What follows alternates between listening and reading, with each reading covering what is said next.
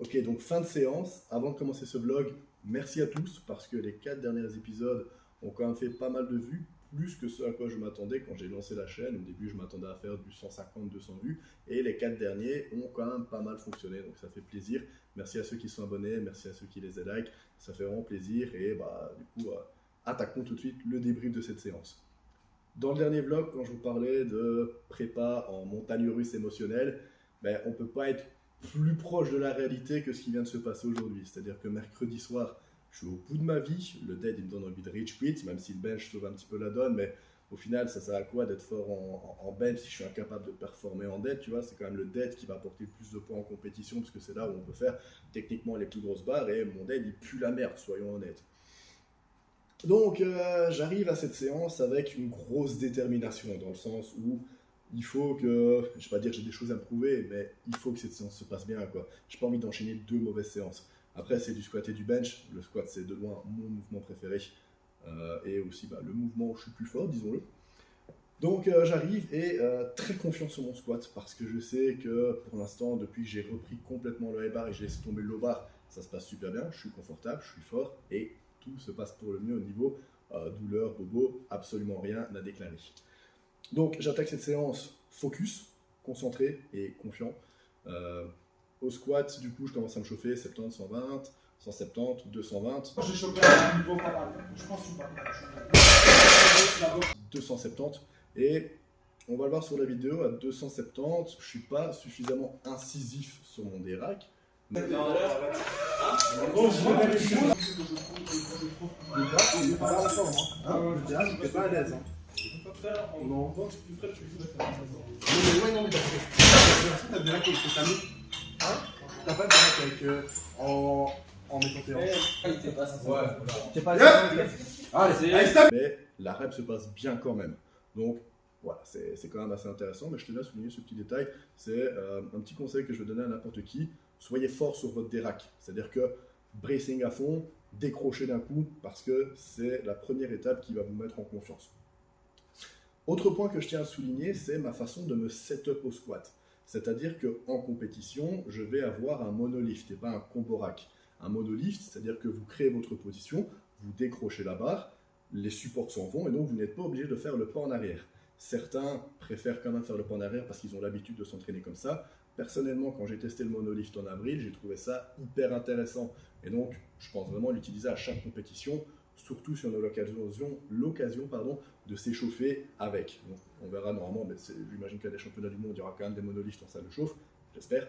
Donc ici, ce que j'ai fait sur tous mes warm-up, c'est que quand je me positionne sous ma barre, je me place déjà dans ma position de squat. Et donc quand je décroche, je sais que je suis déjà dans ma position de base. Et seulement ensuite, je fais mon pas en arrière. Mais au moins, je sais que pour le 3 novembre, j'aurai déjà l'habitude de me set-up dans ma position et que du coup, je n'aurai pas besoin de faire le pas en arrière. Je trouve ça hyper intéressant à inclure. J'aurais dû le faire un petit peu plus tôt dans la prépa, mais j'y ai pensé que maintenant. 270 passe super bien. Voilà. Donc je suis le target, je mets 290 qui sera mon opener pour le 3 novembre et la vitesse et la facilité du 290 d'aujourd'hui confirment mon idée de mettre 290 en opener pour le 3 novembre. Allez, on va chercher plus, allez. Allez. Yeah. Nice. 290 passe bien, par contre petit détail à souligner, c'est que j'en ai marre de descendre trop bas. Pourtant je fais exprès de contrôler avec un simili de tempo pour essayer de cut la depth. Le seul problème, c'est que ça marche pas et que je descends quand même vachement trop bas. Je pense que je pourrais être beaucoup plus efficace si je m'arrêtais pile poil là où il faut, parce que le fait de descendre autant, c'est un petit risque de perdre l'attention et de perdre en efficacité. Soit je décide de suivre le target et de mettre 310, qui sera techniquement ma deuxième barre pour le 3 novembre, et 310 monte super bien. Non, toi, prends la barre, c'est lui qui prend les. Ah, mais quand. Soit la crème de Dijon, Allez, je trouve aussi, mais. Allez, gros. Allez, c'est parti. Allez, dégage. Allez, stop. Yeah. Nice. Bien. C'est beau. T'as être la depth Gros, je descends trop bas, ça me casse. Ouais, là, t'es descendu trop bas. Bah, non. Même problème qu'à 290, je descends encore trop bas. Maintenant, la rep monte bien. La dernière fois que j'ai mis 310, c'était il y a 2 blocs d'ici, c'était du RPE 10. suis loin d'être RPE10 aujourd'hui. Maintenant, c'est pas non plus une vitesse fulgurante, mais clairement, je sais que j'ai plus et c'est la vitesse d'une deuxième barre.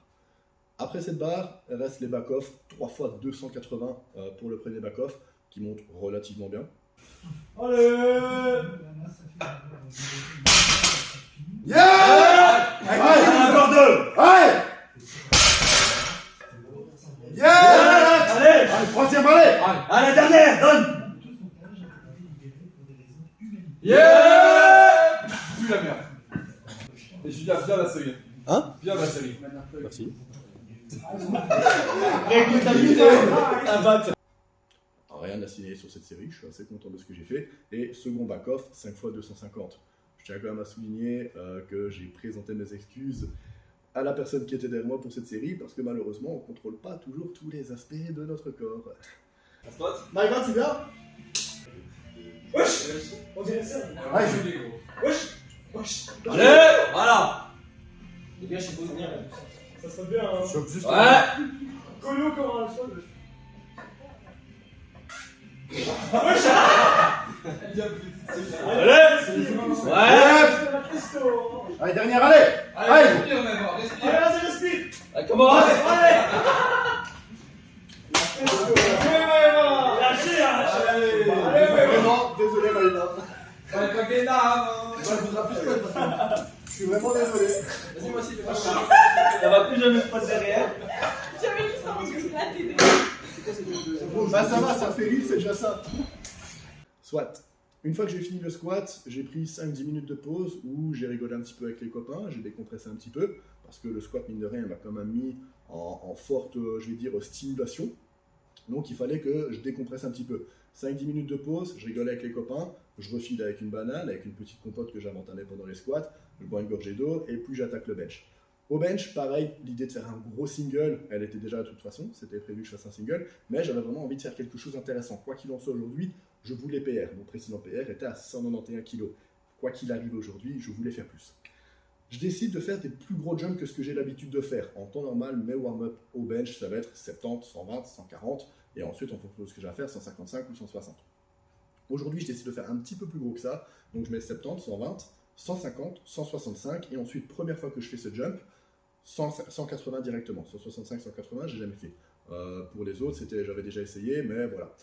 Donc 180, qui sera techniquement plus ou moins mon opener pour le 3 novembre, à voir si je ne mets pas un petit peu plus, parce que suivant ce que je ferai la semaine prochaine, ben, je changerai peut-être. Mais en tout cas, pour l'instant, 180, je pense que c'est une bonne baseline. 180, qui bouge bien. «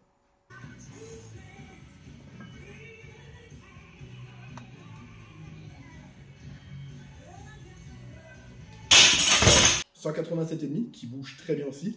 La semaine passée, rappelez-vous, j'avais tenté du sync, qui est une technique que je n'utilise plus depuis des mois. Et aujourd'hui, je suis revenu directement sur mon soft touch, parce qu'au final, je me sens beaucoup plus confortable en soft touch. Je fais 187,5 qui monte mieux que la semaine dernière en sync.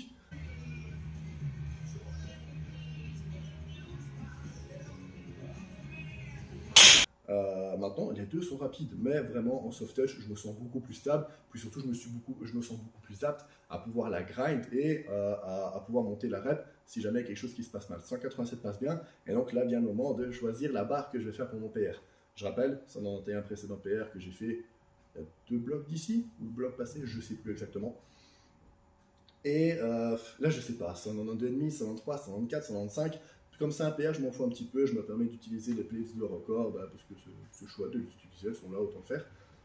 Donc j'hésite, et puis je me dis, ce serait temps d'assumer les big balls, et de charger quelque chose d'intéressant. Donc let's go, 195 à 5 kg des fameux 200. Donc comme ça, 3 plaques rouges, une plaque verte et la tâche. Je trouve ça très beau, très joli comme barre, pardon.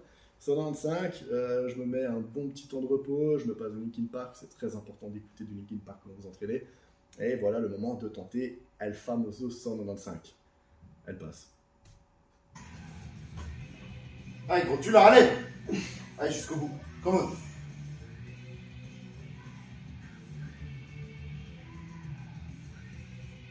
Allez!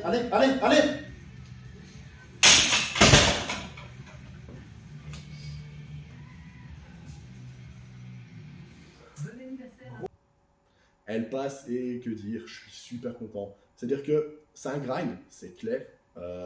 C'est du RP 9,5 voire 10, j'en suis totalement conscient. Maintenant, c'est une barre où clairement du début à la fin, je me sens confiant. Quand je décroche, ça va. C'est lourd, mais honnêtement, ça va. Par rapport au ressenti que j'avais quand je décrochais 190 il y a encore quelques mois d'ici, je trouve 195 confortable en main. Bizarre à dire, mais vraiment c'est confortable. Pendant la descente, aucun stress. Je marque une pause qui, dans ma tête, paraît courte. Au final, sur le rendu vidéo, c'est une pause correcte. C'est pas la plus longue des pauses qui existent, mais je pense vraiment qu'en compétition, une pause bien faite, ça peut avoir cette durée-là. Et puis surtout, mes fesses semblent rester en contact avec le banc. C'est vrai que j'aurais peut-être dû mettre un singlet. Je le mettrai la semaine prochaine, parce que j'ai jamais l'habitude de m'entraîner en singlet. Je le mettrai quand même la semaine prochaine, principalement pour vérifier que mes fesses restent en contact, parce qu'avec un short, c'est toujours compliqué à dire. Je ne suis pas fan de m'entraîner en singlet, je trouve pas ça confortable, mais quand même, la semaine prochaine, pour les conditions compètes, je le mettrai exceptionnellement. En plus, je l'ai jamais mis, c'est un nouveau. On bat les couilles, frère. Que j'ai acheté il y a pas longtemps et je l'ai jamais mis. Je l'ai jamais essayé. Si, je l'ai essayé. Ouais, je l'ai essayé, mais je l'ai jamais mis. Donc, la semaine prochaine, vous allez me voir en singlet dans le bloc. 125 passes, pas de back-off, pas d'accessoires pour aujourd'hui, tout simplement parce que je suis fatigué, j'ai envie de rentrer manger. Voilà. Ce vlog s'arrête ici, c'est un vlog plus court que d'habitude où je ne montre qu'une seule séance, tout simplement parce que demain je pense qu'il n'y a rien d'intéressant à montrer, ça va être une séance muscu. Donc, merci à tous, encore une fois, vous êtes de plus en plus nombreux à regarder les vlogs, c'est cool, et on se dit à la prochaine, ciao.